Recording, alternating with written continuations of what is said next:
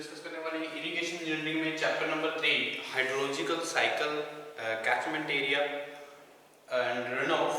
ठीक है जी, तो hydrological cycle catchment area and run off क्या है इसके बारे में हम डिस्कस करने वाले हैं।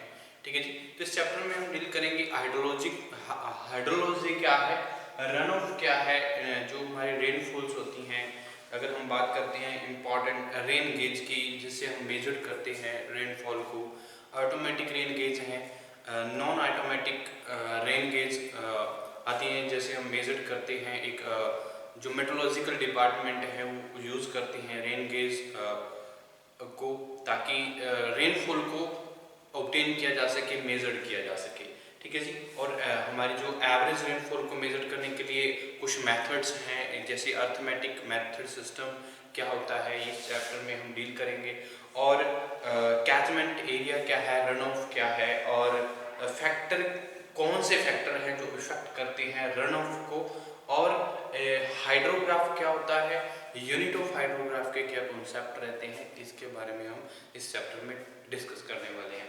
ठीक है जी, तो सबसे पहले हम बात करते हैं हाइड्रोलॉजिकल साइकिल कैचमेंट एरिया। ठीक है जी, तो हाइड्रोलॉजी क्या डिफाइन करती है, जिसमें हम हाइड्रोलॉजी टर्म क्या है। सबसे पहले अगर हम देखें तो हाइड्रोलॉजी टर्म क्या रहती है, तो hydrology term is defined as the science deals with the depletion and replenishment of the water source. Water source की डिप्लीशन और रिप्लेनिशमेंट की को अगर स्टडी करने को जब हम बात करते हैं, जब एक साइंस को हम स्टडी करते हैं तो उसको हम क्या बोलते हैं, हाइड्रोलॉजी।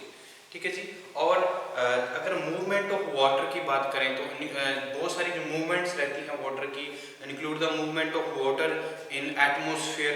एटमॉस्फेयर में वाटर की मूवमेंट, अर्थ सरफेस पे मूवमेंट या अंडरग्राउंड मूवमेंट जो रहेंगी ये इंक्लूड रहती हैं हाइड्रोलॉजी में। ठीक है जी, और the water available on the earth surface, उसको हम क्या बोलते हैं, सरफेस वाटर। जो अर्थ सरफेस पे वाटर जो अवेलेबल रहता है उसको हम सरफेस वाटर बोलेंगे। अगर हम बात करते हैं water available below the earth surface is known as the ground water. तो एक बेसिक नॉलेज जो है हाइड्रोलॉजी के बारे में वो एक सिविल इंजीनियर के लिए बहुत इम्पॉर्टेंट रहती है, ताकि हमारे जो बहुत सारे जो डिज़ाइन है, प्लानिंग है और कंस्ट्रक्शन है जैसे ब्रिजेस की, कलवर्ट्स की, flood control and irrigation works की, तो ये इम्पॉर्टेंट स्ट्रक्चर को बिल्ड करने के लिए, उनकी प्लानिंग करने के लिए, उनके डिज़ाइन के लिए, उनकी कंस्ट्रक्शन के लिए हमें हाइड्रोलॉजी के बारे में पता होना चाहिए। ठीक है जी, तो एक हाइड्रोलॉजिकल साइकिल है। हाइड्रोलॉजिकल साइकिल का मतलब क्या है, मोस्ट ऑफ द जो अगर हम बात करें हाइड्रोलॉजिकल साइकिल की, हाइड्रोलॉजिकल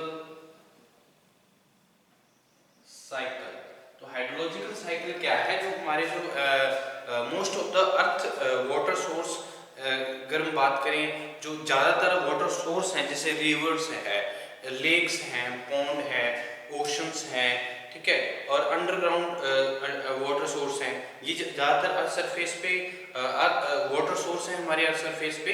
ठीक है, तो इनकी जो सप्लाई है from the rains, get their supplies from the rain, while the rain water in itself is the evaporation from these source। ठीक है जी, तो इन सोर्स से क्या है, evaporation होती है, और ये कहते हैं water is जो evaporation से क्या है, water is lost to the atmosphere and vapor from the earth। ठीक है जी, तो जो एटमॉस्फेयर में क्या हो जाता है, हमारा जो वाटर है वो क्या होता है, अर्थ जो हमारे कुछ ग्रेविटेशनल फोर्सेस की वजह से। ठीक है, तो अगर हम बात करते हैं कुछ इम्पॉर्टेंट हाइड्रोलॉजिकल साइकिल्स की, तो अगर प्रेसिपिटेशंस की बात करें, जब अगर हम ये हमारा वाटर टेबल है, मान लीजिए हमारा क्या है, एक वाटर टेबल है, मैं यहाँ पे एक लाइन मैंने ड्रॉ की है वाटर टेबल की। ठीक है जी, ये मैंने क्या किया, एक वाटर टेबल की लाइन यूज की है, यहाँ पे वाटर टेबल है। तो यहाँ पे कोई मान लीजिए कहीं स्नो हो रही है, या रिवर्स हैं, बहुत सारे जो अर्थ सरफेस पे वाटर सोर्स हैं वो रहते हैं, ये ओशंस हैं, रिवर है, लेक्स है, अंडरग्राउंड सोर्स हैं बहुत सारे। ठीक है, तो ये इम्पॉर्टेंट, अगर मैं बात करूँ कुछ ओशंस की जो इन्फिल्ट्रेशंस होती है। ठीक है, कुछ इस तरह से मैं क्या करता हूँ, एक वाटर हाइड्रोलॉजिकल साइकिल को देखते हैं। तो मान लीजिए स्नो पड़ रही है, अगर हम बात करें ओशंस हैं, ठीक है जी, और वाटर इन्फिल्ट्रेशन होता है इनसे, ठीक है, इन्फिल्ट्रेशन होगी इन वाटर की। तो बहुत सारे जो सोर्स हैं अर्थ सरफेस पे रहते हैं। अगर हम हाइड्रोलॉजिकल साइकिल को देखें तो ये मान लीजिए ओशंस है, ये हमारा जो वाटर है यहाँ पे प्रेजेंट है, ये ओशन है, ठीक है जी, ओशन, ठीक है जी, वाटर प्रेजेंट है ओशन में। और अगर प्रेसिपिटेशंस होती हैं, रेनफॉल होती है, स्नो होती है, हेल्स या स्लीट होती हैं, प्रेसिपिटेशंस होती हैं, प्रेसिपिटेशंस मतलब स्नो, हेल्स, रेन, स्लिट, किसी भी फॉर्म में क्या है जो प्रेसिपिटेशंस हो सकती हैं, ठीक है।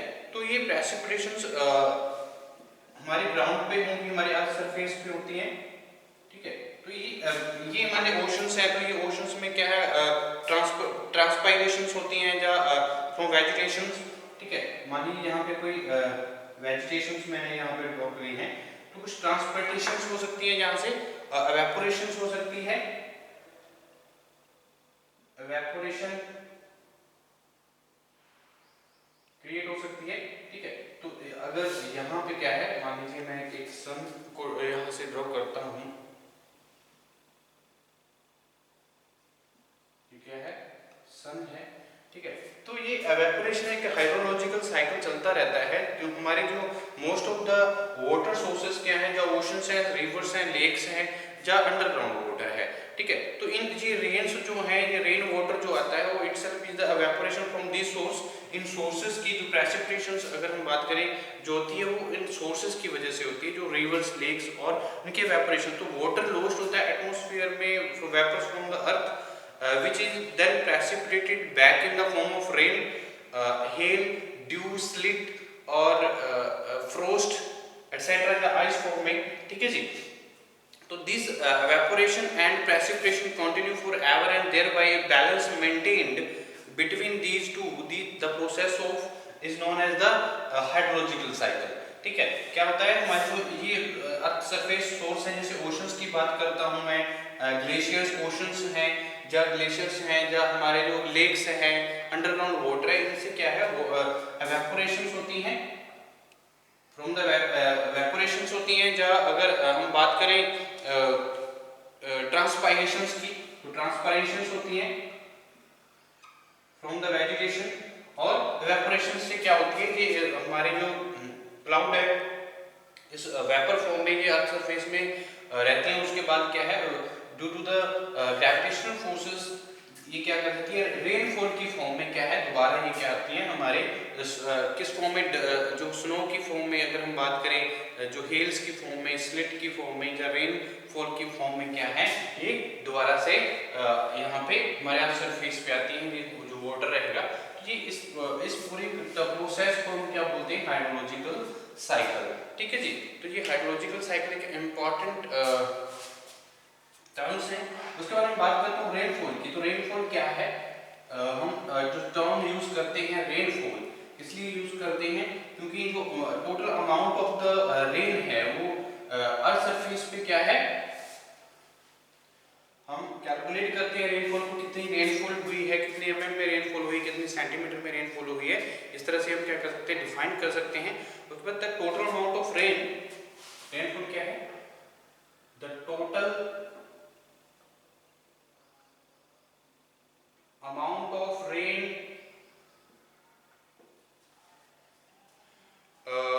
falls in a particular place, in a particular place, particular place पे क्या है, टोटल जो अमाउंट है रेन का वो हुआ है, तो उसको हम क्या बोलते हैं, ड्यूरिंग अ मंथ या ईयर, कितने एक मंथ में इतने एमएम की रेनफॉल हुई है, इतने साल में इतने एमएम की एक पर्टिकुलर एरिया में रेनफॉल हुई है, तो उसको हम क्या बोलेंगे, टोटल अमाउंट ऑफ रेन जो फॉल होती है किसी पर्टिकुलर एरिया में किसी पर्टिकुलर टाइम पे, ठीक है, उसको हम क्या बोलते हैं रेनफॉल, ठीक है जी। Particular place during a month,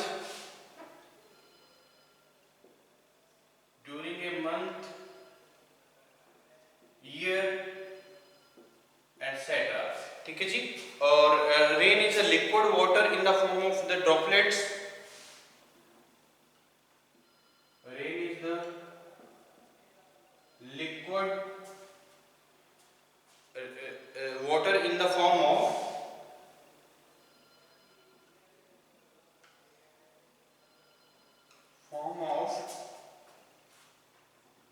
droplet. तो ड्रॉपलेट की फॉर्म में क्या है, रेनफॉल होती है, रेन होती है, ठीक है, that have condensed from atmospheric,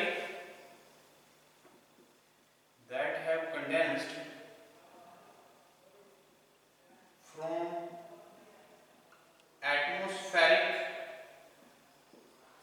atmospheric water vapor and then become water vapor and then become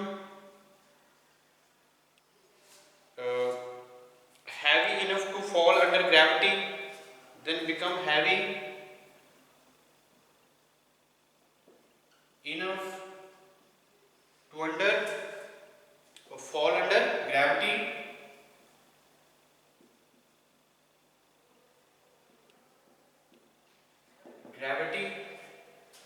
and rain is a major component of the water cycle. Rain is the major component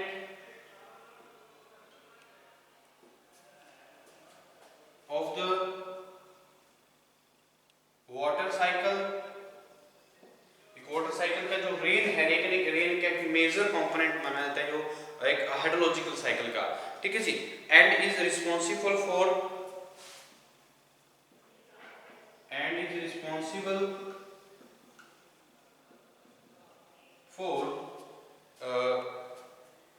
depositing most of the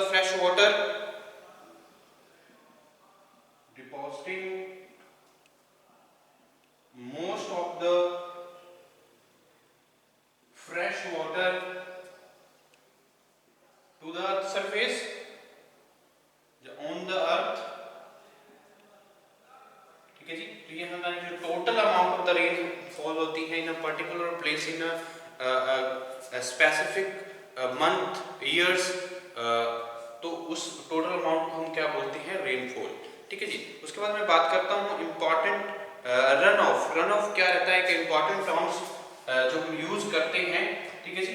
तो after the rainfall हम discuss करने वाले हैं run off क्या है और catchment area run off क्या होता है, कैचमेंट रन ऑफ क्या होता है, इसके बारे में भी हम डिस्कस करेंगे।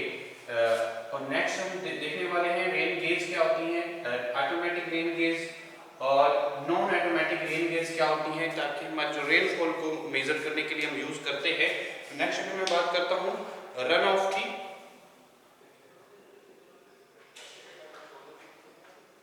रन ऑफ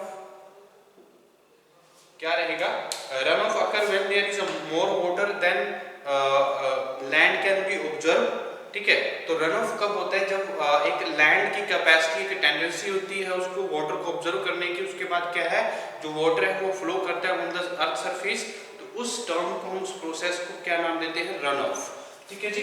तो रन ऑफ क्या है, run off occurs when there is run off occurs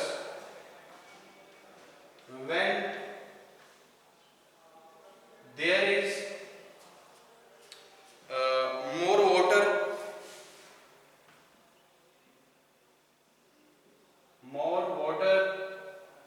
than land can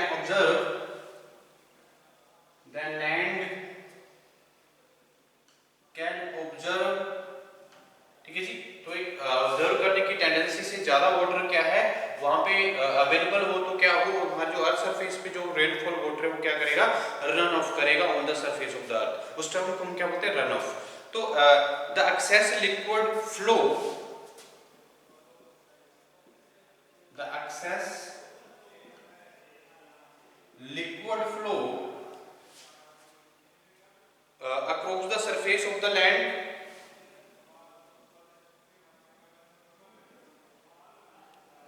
surface of the land, तो सरफेस ऑफ द लैंड, जो लैंड सरफेस है उस पे क्या है, जब अर्थ सरफेस है उस पे क्या लिक्विड फ्लो करता है, ठीक है, जब रेनफॉल का जो वाटर रहेगा, ठीक है, उसको उस टाइम को हम क्या बोलते हैं, रन ऑफ, ठीक है जी, surface of the land and into nearby creeks and into near by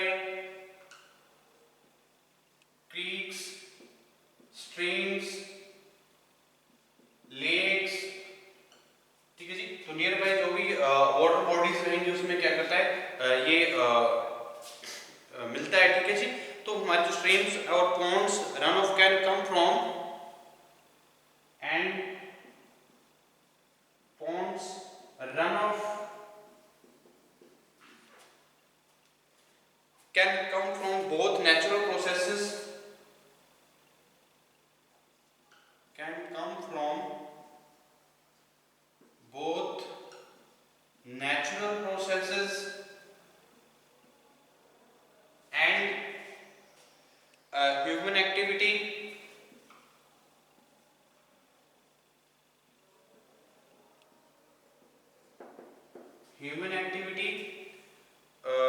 runoff also occurs naturally,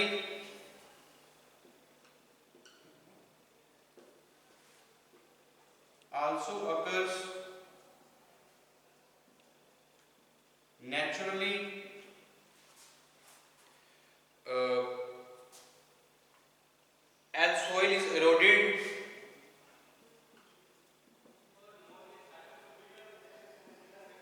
and carried to various bodies of the water, carries a various bodies of water, ठीक है जी, तो ये हमारे क्या है important run off क्या रहता है, तो रन ऑफ अकर्स होता है जब हमारे एक सोइल की, जब हम बात करें लैंड की, जो अब वाटर को ऑब्जर्व करने की कैपेसिटी से ज़्यादा जो वाटर है अवेलेबल रहता है, तो क्या हुआ, जो एक्सेस वाटर है वो फ्लो करता है across the surface of the land, तो इस टर्म को हम क्या बोलते हैं, रन ऑफ, ठीक है जी, तो रन ऑफ वाटर जो रहेगा वो क्या है, फ्लो करता है into the ponds, lakes, streams जो नियर बाय क्रीक्स रहती हैं, ठीक है जी, उसमें क्या करेगा, मिलेगा जो रन ऑफ वाटर रहेगा, और इस तरह से जो हमारे रन ऑफ वाटर्स रहेंगे कि ज़्यादातर ये नेचुरली प्रोसेसेस या ह्यूमन एक्टिविटी की वजह से क्या होती हैं, अकर्स होती हैं रन ऑफ, और ज़्यादातर जो सोइल इरोडेड होता है वो जो कैरिड होता है, जो हमारे बहुत सारी जो वाटर बॉडीज है उसमें क्या है जाके मिलता है, तो ये अगर नेक्स्ट अगर मैं बात करता हूँ कैचमेंट रन ऑफ की, तो कैचमेंट रन ऑफ क्या रहते हैं,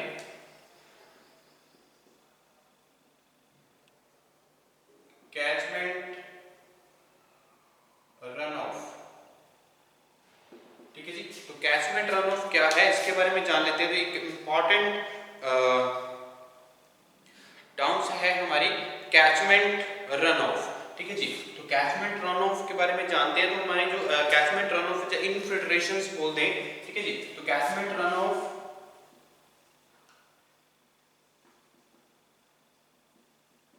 and infiltration is water from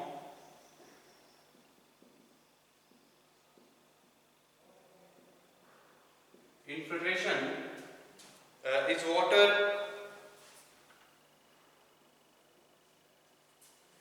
from precipitations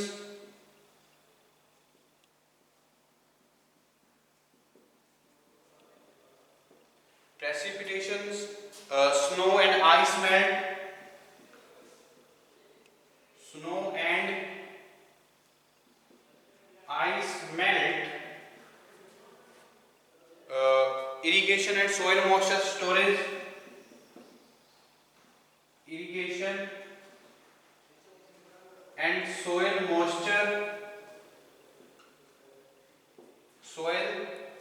moisture storage that is not consumed by evaporation या evapotranspiration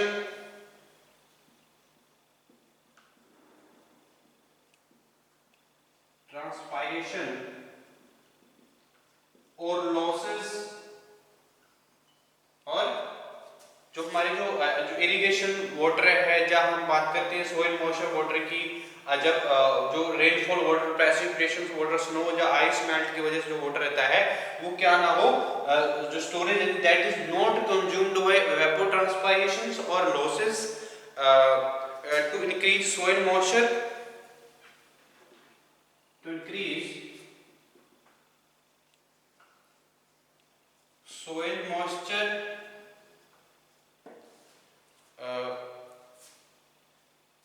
catchment runoff can also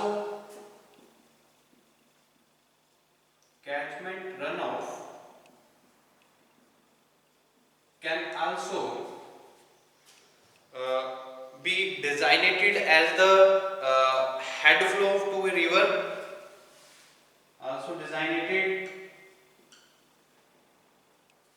as the head flow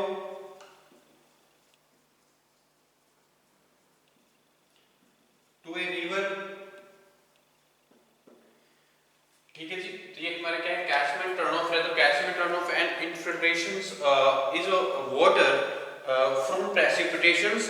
तो कैचमेंट रन ऑफ क्या रहता है, तो कैचमेंट रन ऑफ वो जो इन्फिल्ट्रेशन वाटर है जो हमारा फ्रॉम द प्रेसिपिटेशंस होता है, जहाँ हम आइस मेल्ट की वजह से, स्नो मेल्ट की वजह से, या इरिगेशन या सोइल वाटर मॉइस्चर में जो प्रेजेंट रहते हैं, ये सारे क्या है, कैचमेंट रन ऑफ में हम कंसीडर करते हैं। तो इस तरह के जो वाटर है वो वेपोट्रांसपायरेशन द्वारा एवेपोरेट नहीं होते हैं, लॉसेस नहीं होता है इनका, वेपोरेशंस नहीं होती हैं। ठीक है, ये हमारे सोइल जो हमारे सोइल मॉइस्चर को इंक्रीज करने के लिए हेल्पफुल रहते हैं, और इसी इसको हम एज ए डिजाइन कर सकते हैं कैचमेंट रन ऑफ को head flow to a river.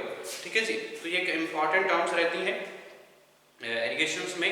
ठीक है, नेक्स्ट मैं बात करता हूँ इंपॉर्टेंट टर्म्स रहेंगी हमारी